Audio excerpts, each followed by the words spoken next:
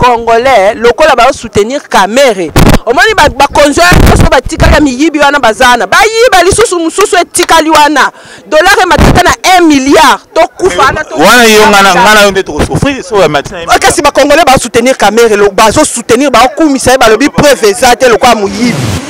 Finance publique et lobby so ba tinjo somba lipa au sombi nguba et ça détournement. Voilà.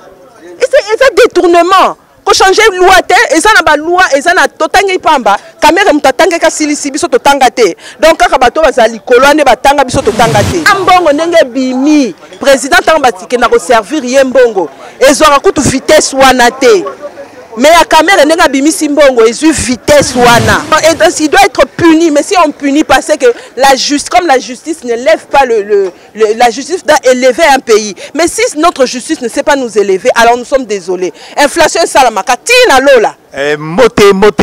Binonyo Sobozalaka na biso na Vision Plus TV. Je sais que vous êtes nombreux partout, vous nous suivez na mokili mobimba na Londres, na États-Unis, na France, Belgique pour comprendre place nini makambo oyo kaki lobi et toye na kati et pas na bino poto expliquer ndenge nini ba peuple congolais ba landa ki peut procès oyo lobby yango to sala moi tout na kin pour to la kisebino ba réaction ba congolais ba réaction ba kinois batu bazala ki ebele lobby na ba TV pour match ya vita imana na kin ebeta makali suste mais procès la lobby et commissaire biso na retour ya vita imana ba mususu ba bengi yango théâtre Novelas mais pour na biso batuto tambola bisika epele bona ko informer a Binonyo Sobozala a branché connecté na Vision en Plus TV. Lui ma patronne Bella Dinganga place à Zali na Londres et na Binonyo Sobozala na Paris Belgique na biki bola na bo comprendre la place ni tozo ke na bakinois pour bazo pesa bino biloko ndenge bango balandela ki procès lobby. On se retrouve tout juste après. Merci. Que vous avez belé na Vision Plus TV bolanda biso toza awa na bandal c'est anisivité toza vraiment na bandal batu bazana kana makasi na boza la branché connecté na Vision Plus TV bolanda ndenge batu bazana kana pona makambo oyo batu bayiba mbongo leta mbote mama mbote papa awa tomonyo na bandala ozo sala débat ya procès les gars qui lobby point de vue na yozani papa point de vue na ngai ba Congolais lokola ba soutenir Kamere. Omoni ba conjoint so ba tikala miyibi wana bazana. Ba yiba lisusu mususu etikali wana. Dollar e matata na 1 milliard. To kufa na to. Wana yo ngana yo ndeto souffrir so matin. Kasi ba Congolais ba soutenir Kamere lo ba so soutenir ba kumisa ba lobi preuve exacte lokwa muyibi. Preuve exacte lokwa muyibi. To eko ekendet. Ba yiba dollar et matatina 1 milliard dans inflation sur inflation et kende mais wana yo monde olela mais to kufa biso c'est bon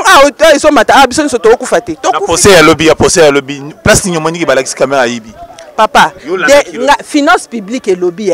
so batinjo somba lipa au sombi nguba et ça détournement voilà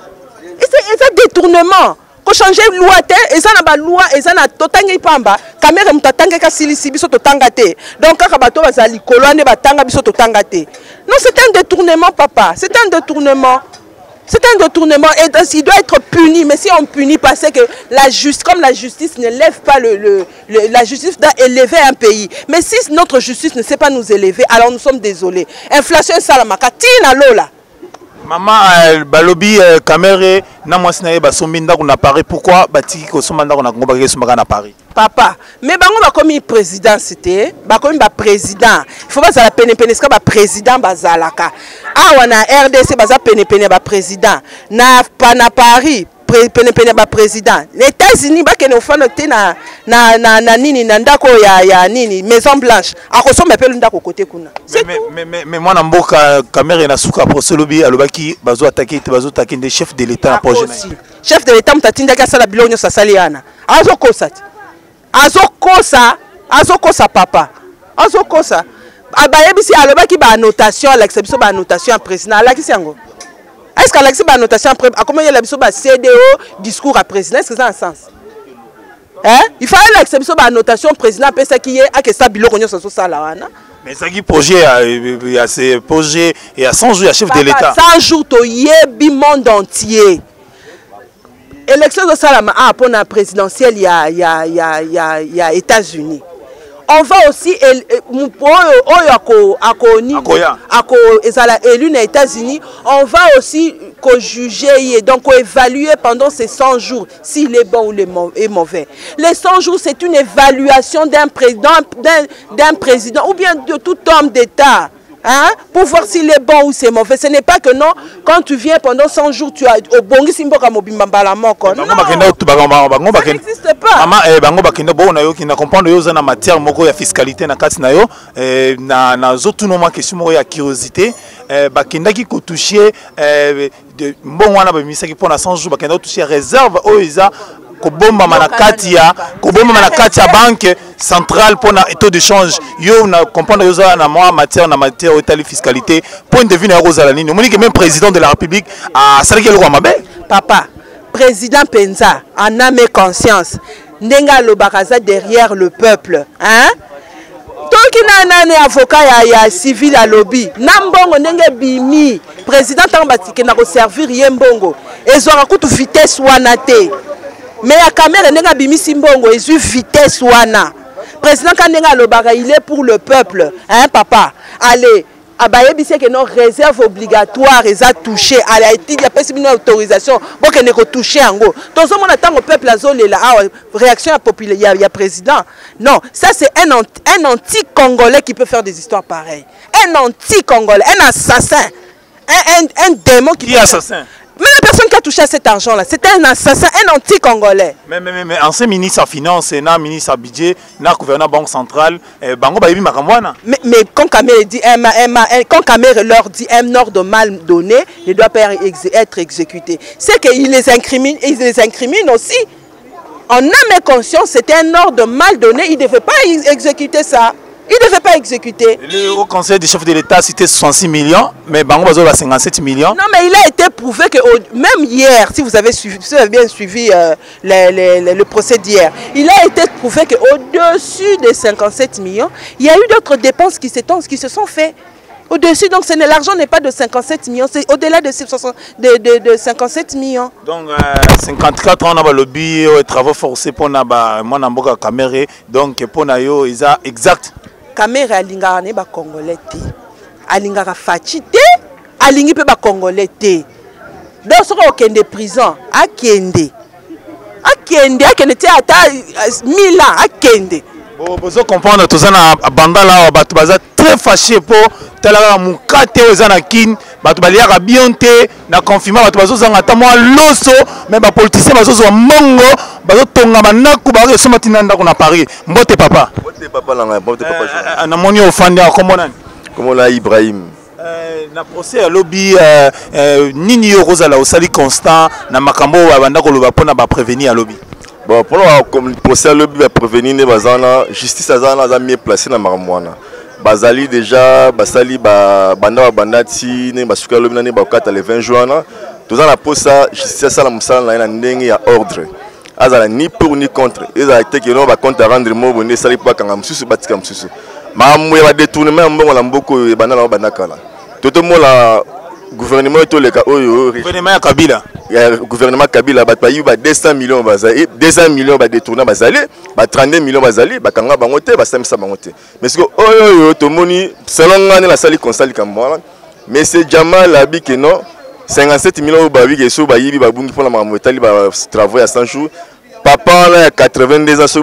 papa mubanga ndimi yem dans la mbongo wana. Pour la ko tchaba état la mamuté projet chef de l'État à 100 jours. Asala musala eti na suka soka asali yango tina suka te wana bakangi mais comme andimia na 57 millions tazuzi azo gérer na comment Zambia aza innocent azala mbongo azala ba conteneur ezo ta participer là asala commande ma misala na ye batiki ba surveiller misala à la lettre si acte on a 3000 maisons ne bayokana ki 1500 maisons 1500 maisons chef de l'État va écouter comme 3000 chef de l'État à la neleti na suka soit la neleti na suka batongi bon yemo azali wala afungola miso na sens que non mamunde comme libwe ba ezala ministre ezala ba PDG ba tchétché sikoyo ala afungola miso sur bango pour tout le monde bazong c'est sous ba to ba bomambo pendant 18 ans mais wana to koma wana na mwa mutuna na biso suka pour Nabino, 54 ans de prison, lobby pour Mboka Kamere, na travaux forcés. Exact ou exact? Bon, ministère public à Katanera, ministère public à l'Oba, toujours pour atteindre la preuve, banini tout cela, que non 54 ans, plus de travaux forcés, oui, à Katinera, mais tous les jugement dernier, ils allaient pour payer mon caméra, que non, il y a ça innocent la maramouana, à défendre l'innocence, à la peine avocat à 100 000 pour naïe, mais total la sukoyo et la tête qui m'a basé la compte à rendre dans ma politique qui est basé dans la danger en 2023 basé dans la Tchalibaya type vaccin à Bakana et voilà n'est-ce que mais caméra lobby na souka pourtant on va passer parole dans plaidoyer à lobby le directeur de cabinet parce qu'il y a toujours directeur de cabinet du chef de l'État Félix Antoine Tshisekedi Tshilombo à lobby qui est basé ciblé le chef de l'État Félix na 100 jours na pour na est-ce que rose la même point de vue na caméra caméra golo mama solo parce que bateau va travailler na président actuel balingité président a évolué balingi président a échoué né ba échoué pendant 18 ans son point va dire que échoué na basali ata et le côté ce qu'on est papa Félix Tshisekedi azui qui bokonzi balingi peut attendre nanger la même maille wana la même fleuve voilà ba nanger déjà ba choli ba salé le monter il pas toujours parmi bango pour voir se cailler mais afunga ne misu ala la lamte ki mamote ba bomba bomala na mutu po caméra mutu nae caméra zo ibande ko na ngai caméra mutu na sens yemo président le baki na campagne likambo ya mokonzi ya kope ezate même si toza ba masse mais OK na justice wana eza ba maloba na président lobaki na campagne mais ce que koyiba eza na sens ni soko mutayibi mbongo wana ke basala ngelo mbongo te wala peut-être ça va mais so yiba biki non mbongo ebimaki na caisse l'état ezali po ba pona ndimi ke mbongo ezali 57 millions mutazwa kiango charge na mutu na ye matika basali misala batongi 1500 maisons ou 3000 maisons ce que c'est tout complet bon mbongo c'est que mbongo sali misala na mona yaso bon moi là ce que j'allais dire papa président de la République papa président de la République a fondé la mission pour biso tout netingai nazaki mutumo nazaki kozana nazaki kolinga papa Tshisekedi le père Makasi moi là étant nazaki na toana mo là que non baza même vision na pour baza na souci ya peuple le peuple d'abord ne papa Tikame jusque là tout le monde la peuple d'abord kate nzale biloko nzale ba mokate banzala ba dollar komata zompani dans ma confinement il bateau donc ba quitter peuple était bazu peuple à charge terre ma mino sonner la mais afunga la mise pour bazongi seli la mibi la terrain o ba bomambo ka pendant 18 bazongi si ba la na terre à l'état on va détruire sumboka pour biso to sa charger toujours naï pour passer à la numéro 1 mbuka pour so le mboka tambol manam te to la nara ye mututi asali mamno se pour ne total mis la kabila ne to chap mis pas naï zompani de malobana ce que ça a fungo la misu aye banini oya sala pour juste que là tout le monde il est salem na côté 5 capes à ebelete de boy to beta maboko ou peut-être boy to seka ou to linda to betele maboko donc il nengwana Binom Boza on m'a branché connecté na Vision Plus les loto sali moi à tout pour nous faire comprendre Binom ni nezoleka ni les cas qui lobby na katia procès à 100 jours boyoki ke ba kinoa ba congolais bazana kana ya mabe na bato ba yimi bazo yiba mbongo l'état po congolais se retrouver te ndeko mbote ndeko awa to kutu awa telemi tout ça à côté ni tozali na banda lungwa ndenge ni yo monaki procès à lobby Babengango novelas. Novelas, nani yango. Théâtre de chez nous, jusque là tu es battu toujours bon. Tout c'est là samedi, le 20 juin, nettoyer bas suite il y a procès mais jusque là de fait à côté en déco vital caméra parce que ba makamunyo so o bango ba lobby na oyo ba prouver na procès ezo kende ndenge moroté. Mais Novelas ndenge bozolo bango dossier à lobby ministère public qui a singeli caméra 20 ans 10 ans total toki ba 100 ans de prison yemoko caméra de na 60 ans d'âge donc a recouvert na bouloko po ayibi mbongo à l'état ce que comme il t'en fois location qui réellement détourné ki mbongo azong sa mbongo à l'état ce car azong si mbongo na l'état baosa nini bako bomele moto mais autant que mbongo na ye azol ngolo batali ngaka relaxa bato ki a détourner mbongo ti automatiquement il faut bakanga ye parce que balaksa ba prévenir si on nga to landa procès to na di procès na ba papier ndenge nyo so kendeli azane souple 30 ans na prison na ba niveau na ye et ko kitisa ye on prend caméra na ba visé belé dans 3 ans il sera à président de la République aussi mbongo wana ko leka on prend mais azala souple ya kozongisa mbongo wana si réellement il kamba ko solo la a solo la zongisa mbongo na nini ya l'état ça ibi déjà ta solo ba kangaye kaka non ce ka zongisi ce qui mbongo ezongi ba diminuer peut-être taux ya bané à prison les 5 ans 3 ans pamba ceux qui passent sombi ba ko tangi une année abimi nae mais au cas où a résister et ba que 20 ans na niveau à Vital Kamerhe et Silit ndeko zana tolo baté bisonga na yo tozana Congo tozana Kinshasa e ba Kamerhe basomba ba villa na ba Paris basomba ba villa na Kinshasa ba mapangu na ba lingwala na ba Gombe donc batika ye ba diminuer ba pour sortir ka batika ye na lobi ki azong sambongo na bitike batika ye ndeko tala totika baje basomo wana tango batanga ba mbongo wana ba individu mo bazo gérer ango bazo sala na makambo batanga ba mbongo na mituka ba biloko wana mbongo ya leta papa botika baje ko dollar kezo matatongo midi pourquoi vous comprenez bato bazo souffrir to ya chômage et puis ba mbongo ba sa ba jana ko ba no créer ntamo ba petite entreprise ya mike ba même ya ba quartier nanu pour que sauver longo la bato na ba chômage ba ko bazo zo mbongo wana ba sala ngo ba folie pe ba mbongo ole bo sala ke bo fertiliser na kata mboka bozo ke so mapango na ba mboka libanda na ba Paris ok so tongi flat awa une fois tongi flat et puis ko longo li combien de personnes na chômage flat ka pamba flat hotel so ko on prend yesu kambo wana tete ngona ngota ba biloko awa engagé pe ba congolais mais Kamerhe basambisa ki lobby Jamal bako azape mukangami pona bino justice etika Jamal wekanga Jamal pena vrai escroc ya tata wana libani ba mona pena Congo libulu na bango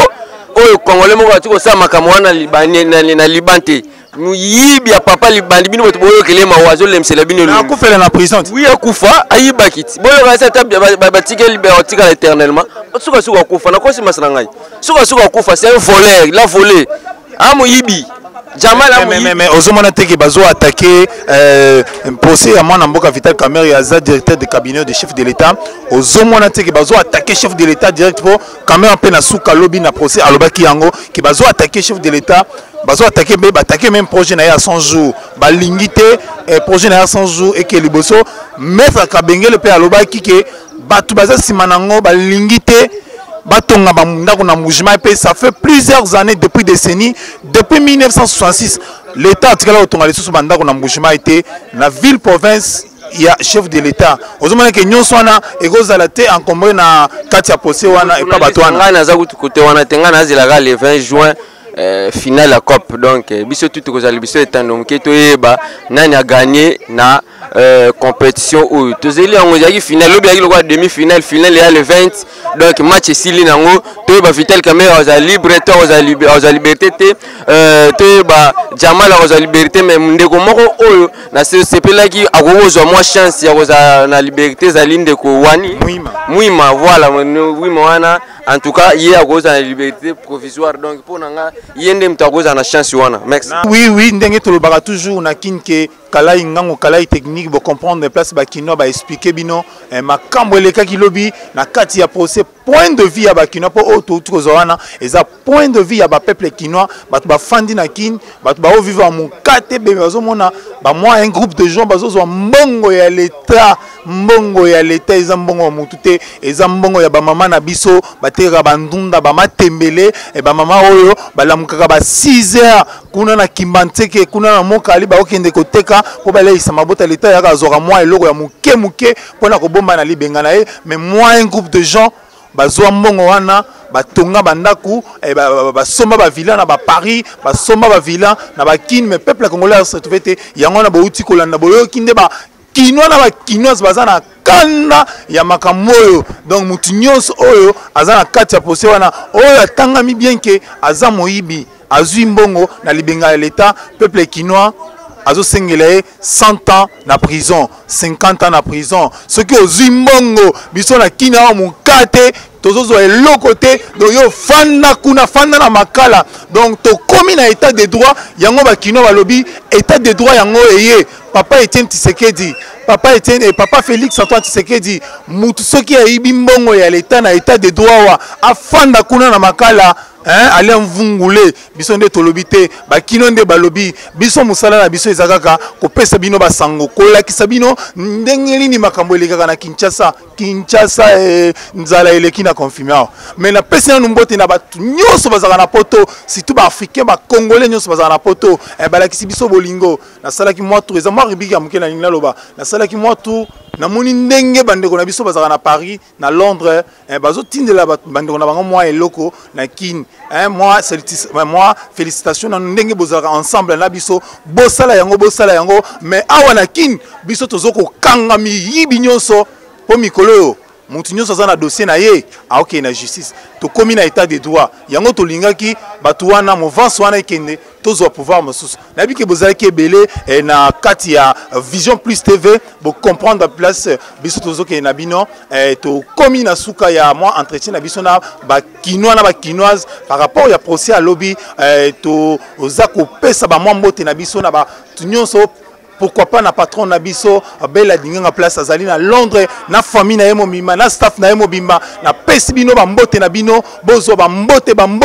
mais bobo sa na biso te kin toza na kana ya bato ba yiba mbongo à l'état 54 ans de prison 100 ans de prison hein on se trouve tout juste dans le prochain numéro ciao.